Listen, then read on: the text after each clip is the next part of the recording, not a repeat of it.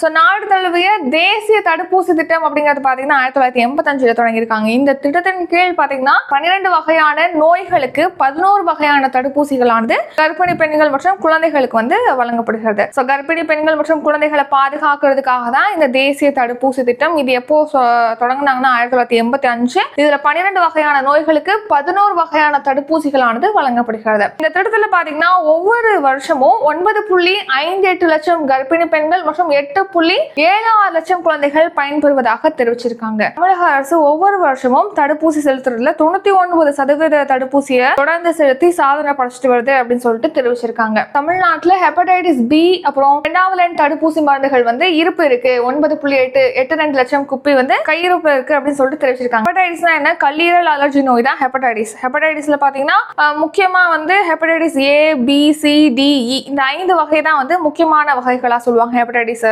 நோய் வகை.